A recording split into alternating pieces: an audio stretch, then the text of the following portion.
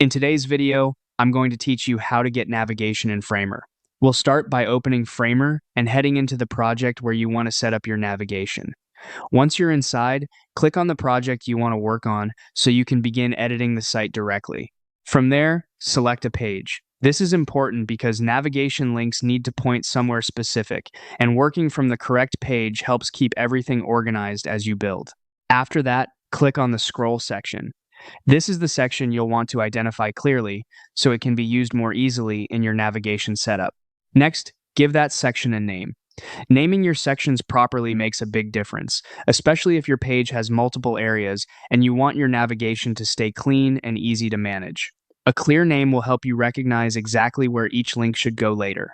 Now click on the navigator at the top. This is where you'll edit the menu items that visitors will actually use. Double-click on it until you can interact with the text directly.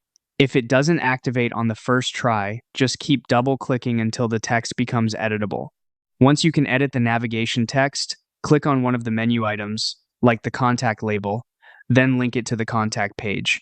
This creates the actual navigation behavior, so when someone clicks that item on your site, they'll be taken to the correct destination. After you've linked one item successfully, repeat the same process for the rest of your navigation items.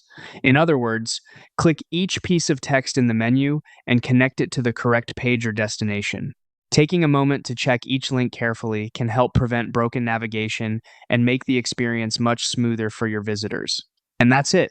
Once all your menu items are connected, your Framer navigation should be ready to use.